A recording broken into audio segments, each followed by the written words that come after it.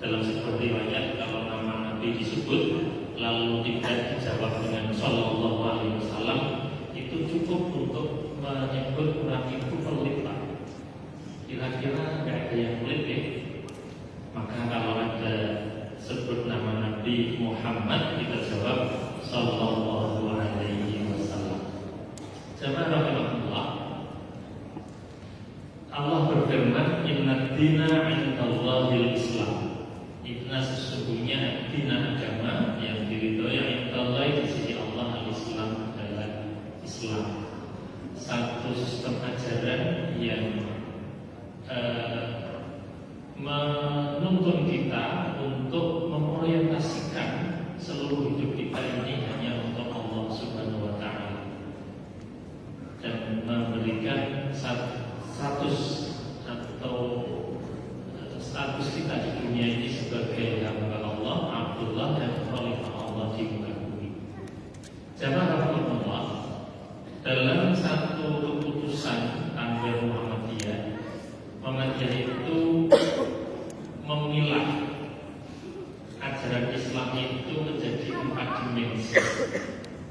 Yang pertama adalah akidah, yang kedua ibadah, yang ketiga akhlak, dan yang keempat muamalah duniawi. Ini levelnya tafsir. Kalau ada orang lain yang buat sistematika yang berbeda atau membuat kategori-kategori yang berbeda, itu tidak mempan. Apa itu akidah?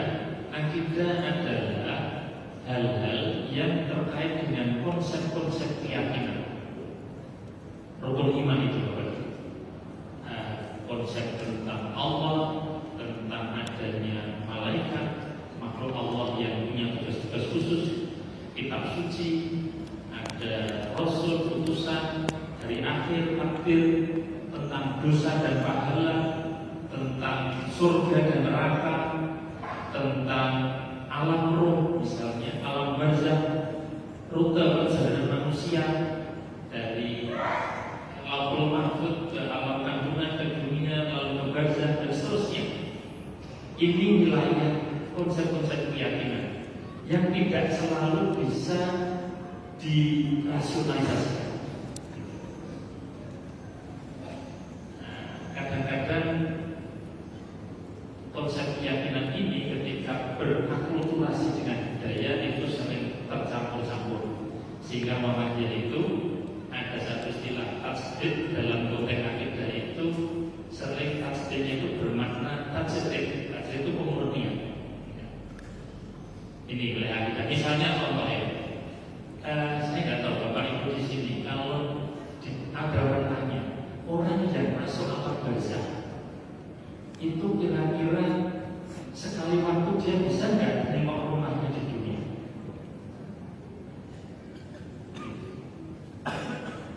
Karena mungkin di masyarakat keyakinannya itu kadang-kadang masih ada. Misalnya roh itu pulang setiap malam Jumat, kan ada yang gitu. Roh itu pulang pada hari-hari tertentu. Nah, ini hal-hal yang bersifat keyakinan, akidah, yang kemudian harus dalam konsep Muhammadiyah harus dimurnikan.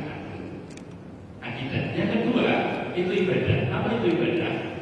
Ibadah itu tata cara interaksi kita dengan Allah. Tata cara interaksi kita dengan Allah. Ada dua macam ibadah. Ada ibadah yang disebut ibadah khusus, ada yang umum. Dalam bahasa Arab itu khas dan am. Dalam bahasa fikih sering disebut mahdhah, ghairu mahdhah. Yang mahdhah itu dalam sifatnya aktivitas ritual. Contohnya misalnya ya sholat, puasa, zakat. Ciri-cirinya adalah ibadah mahdhah ibadah itu dijelaskan oleh Allah dan Rasulnya itu rinci sekali. Misalnya sholat itu harus menghadap kiblat, harus menutup aurat, harus masuk waktu, dimulai dengan Al-Fatihah dan seterusnya sampai salam, bahkan setelah salam pun ada tuntutan. Ini mahdoh atau khusus atau khos gitu ya. Ada pun yang umum itu ibadah yang tata caranya tidak dijelaskan secara rinci. Misalnya pengajian kan nggak ada ketentuannya, harus pagi hari atau siang hari misalnya. Saya pernah ditanya kultum tarawih, Mas, kultum tarawih itu lebih utama mana? Setelah isya sebelum tarawih atau setelah tarawih? Jawabannya ya sama saja, karena ini ambil ini bukan ibadah khusus sehingga tidak perlu mana yang lebih utama. Ini ibadah umum dan khususnya kadang-kadang ya kita ini mengkhususkan yang seharusnya umum. Nah, kira-kira begitu. Itu ibadah. Kemudian yang ketiga adalah akhlak. Kalau ibadah itu tata cara interaksi manusia dengan Allah, kalau akhlak itu tata cara interaksi manusia dengan sesama makhluk. Baik makhluk itu sesama manusia ataupun makhluk Allah yang lain. Ajaran tentang akhlak ini sangat detail. Dengan orang tua, contohnya banyak sekali, hadisnya banyak sekali. Dengan tetangga, karena tetangga itu sampai kalau kita masak makanan aromanya sampai ke tetangga itu kalau bisa ya ikut dapat lagi. Misalnya dengan keluarga, lebih dari itu dengan makhluk Allah yang lain, dengan binatang kita juga harus berakhlak baik.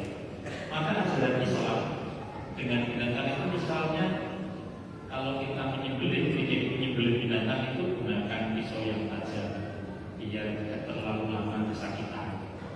Nah, kalau pisau itu bukan itu, kalau satu sapi sebelah yang lainnya kalau bisa jangan itu melihatnya. Sapi lainnya maksudnya bukan orang lain, sapi lainnya jangan melihat namanya disembelih. Bagian dari akhlak kita terhadap binatang, termasuk dengan lingkungan. Pengajian Ramadan ini saya menemukan banyak sekali yang temanya lingkungan. Kayaknya terinspirasi bencana di Sumatera yang narasinya karena pembakaran hutan dan seterusnya, kemudian memakai banyak orang membuat pengajian tentang menjaga lingkungan. Bagian dari akhlak kita terhadap sesama makhluk Allah. Dalam konteks yang sangat mungkin kecil ya, sangat sepele begitu, membuang sampah pada tempatnya itu bagian dari akhlak kita terhadap lingkungan. Dan seterusnya. Jamaah rahmatullah, yang keempat adalah muamalah duniawi. Apa itu muamalah? Muamalah itu tata cara kita mengelola kehidupan di dunia. Ruang lingkupnya sangat luas. Misalnya masalah ekonomi, ada jual beli, utang piutang, pinjam meminjam, sewa menyewa, urusan pendidikan, urusan kesehatan, sosial, bahkan politik bernegara itu wilayah muamalah duniawi. Sehingga Muhammadiyah itu memandang urusan bernegara itu tidak sampai ke iman dan kufur. Kenapa? Karena ini wilayah muamalah duniawi. Ada satu kaidah usul fikih yang terkait dengan muamalah itu, al-aslu fil muamalah al-ibahah. Pada dasarnya seluruh urusan muamalah itu boleh. Illa dalil ala khilafi, kecuali ada dalil yang melarang. Dan ini berbalikan dengan kaidah terkait dengan ibadah, khususnya ibadah yang makruh. Al-aslu fil ibadah haram. Hatta dalil ala amri. Pada dasarnya membuat ritual ibadah dengan ritual itu nggak boleh sampai ada dalil yang memerintahkan. Jamaah rahmatullah, urusan muamalah dunia itu berbeda dengan urusan akidah dan ibadah haji. Kalau akidah dan ibadah makhluk itu kita harus memurnikan, kita harus merujuk kepada sumber-sumber wahyu. Kalau tidak ada keterangan dari wahyu, itu kita tidak boleh berimajinasi. Misalnya kadang-kadang ada pengajian misalnya, barang siapa yang membaca surat Al-Baqarah 7 kali setiap malam Kamis misalnya ya itu saja, maka fadilahnya adalah dia akan diampuni dosanya 1 tahun. Dari mana tahu kalau membaca itu utamanya jauh Islam? Selama tidak ada sumber wahyu itu nggak bisa diterima. Harus merujuk pada sumber wahyu. Wahyu ini bisa Al-Quran, bisa hadis. Hadis juga demikian. Kalau Al-Quran itu lafaz dan isinya dari Allah, wahyu. Kalau hadis itu isinya dari Allah, lafaznya dari manusia, makhluk sahabat. Kok sahabat ya? Kalau hadisnya ini atau sunnahnya ini sunnah fiqhiyah, Nabi mempraktikkan, sahabat yang meneraskan biasanya. Tetapi sebaliknya kalau muamalah, kita didorong untuk kreatif, sekreatif-kreatifnya selama tidak bertentangan dengan syariat. Kita didorong untuk melakukan tajdid, mengelola masjid ini. Kalau kita tidak melakukan tajdid, tidak ada pembaruan, tidak ada kreativitas dan syariat, bisa jadi masjid kita sepi.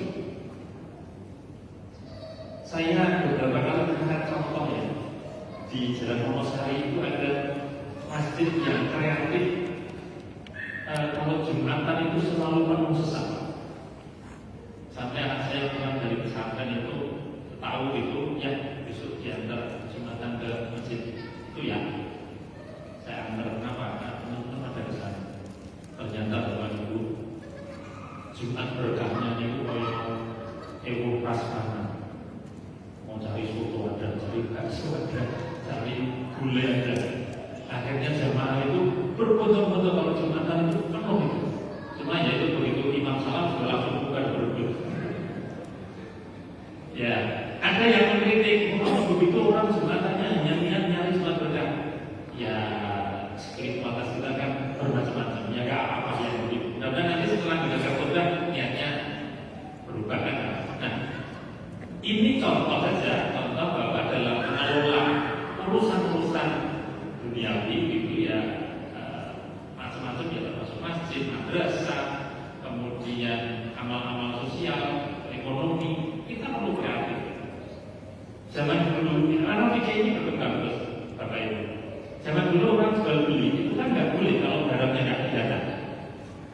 Fikih yang lama begitu. Orangnya bertemu, barangnya terlihatnya, uangnya ada. Sekarang nggak bisa jual pulsa kok kelihatan pulsanya kan. Sekarang infak saja, dan tadi saya tanya sebagai infaknya kok belum ada QRIS-nya udah. Ternyata sebaliknya. Ini bagian dari kreativitas kita. Jangankan urusan jamaah, urusan jual beli saja kalau nggak kreatif itu ditinggal orang. Bapak Ibu tahu bahasa Jawanya pasca dino? Odol itu merek Pak. Merek. Kenapa sekarang merek odol gak ada? Karena odol gagal melakukan tasbih akhir kali. Bapak Ibu masih ada yang menggunakan HP Nokia? Mungkin sudah nggak ada. Kalau ada disimpan sudah nggak dipakai. 10 tahun yang lalu, 15 tahun yang lalu, hampir semua HP-nya Nokia. Kenapa kemudian sekarang tidak? Karena gagal melakukan tasbih. Jadi dalam urusan keduniaan ini itu kita didorong untuk banyak melakukan tasbih, pembaruan, inovasi. Tetapi dalam urusan ibadah makhluk dan urusan akidah, kita tidak boleh inovatif dan tidak boleh kreatif. Ini akhlak mana? Akhlak itu dekat dengan ibadah makhluk. Akhlak ini ada yang sifatnya universal, ada yang lokal. Akhlak ini kan perilaku baik, interaksi dengan sesama. Ada kebaikan yang universal. Biasanya dalam nas itu sering diistilahkan kebaikannya itu khair. Ya. Kalau yang lokal itu ma'ruf, dari kata aurat itu ada. Bapak Ibu menutup aurat itu khair, tapi menggunakan sarung atau celana Ini makro. Saya tidak pakai versi ini, insya Allah tidak mengurangi keabsahan sholat saya, tidak mengurangi keabsahan saya tutup imam gitu misalnya, tapi mesti digerengi orang atas imam atau kaki sisi. Karena ini makro kebaikan ya. Tapi ini di Mekah nggak pakai kunci kayak gini. Itu lokal di sini saja. Termasuk orang kadang berdebat mana lebih mahal, batik atau baju kuku. Gitu. Kira-kira lebih Islam mana? Batik atau baju kuku? Ini budaya di sini. Ada yang katakan baju kuku lah. Kalau batik itu kan makmum di belakangnya melihat bagaimana. Tapi nggak musuh. Tapi Allah ya Ustaz juga itu pernah cerita, kalau putih apa mesti khusyuk, nanti malah membayangkan layar khusyuk itu putih spesies. Zaman Allah, jadi di dalam beragama kita ini ada hal-hal yang ini mabni ya, dia tidak berubah itu murni. Merujuk pada nas apa adanya. Ada yang harus kreatif, inovatif dan berkembang. Kadang-kadang perselisihan di antara kita itu kita berselisih mana yang termasuk makhluk, mana yang bukan makhluk. Saya ada satu perspektif tentang kasus perbedaan memulai Ramadan atau mulai hari raya. Biar ini tidak menjadi bisa menambah perspektif kita. Kenapa orang kita berdebat tentang harus rukyat dan boleh tidak rukyat? Ini kan perbedaan dalam memahami rukyat. Merukyat itu termasuk mahdzub atau bukan? Mahdzub itu ta'abudi. Ta'abudi itu diikuti apa adanya. Tidak boleh mengakal-akalkan. Ta'abudi itu misalnya seperti sholat subuh. Kenapa sholat subuh 2 rakaat? Jangan ditanya kenapa 2 rakaat, ikuti aja perintah. Itu ta'abud. Nah, melihat hilal dalam rangka menentukan awal bulan ini ta'abudi atau ta'abud. Ini mahdzub atau bukan mahdzub? Kita berbeda di dalam menempatkan itu. Bagi yang mengatakan ini ta'abud, ini mahdzub, katanya semuanya ya udah dilihat aja bagaimana, kenapa harus dilihat. Sementara ya, puasa Ramadannya itu ta'abud, tapi bagaimana masuk Ramadan itu ta'abud. Nah, kita berbeda di sini. Dan banyak sekali nanti dalam hal yang kulit kita bisa berbeda menempatkan mana yang makhluk, mana yang tidak makhluk, mana ini yang masuk muamalah, mana ini yang masuk ibadah, dan seterusnya. Saya kira itu yang saya sampaikan. Mudah-mudahan yang sini bermanfaat. Kalau ada lebihnya dari Allah, dari kebodohan saya, mudah-mudahan Allah mengampuni. Mohon maaf yang saya Nasrullah Assalamualaikum warahmatullahi wabarakatuh.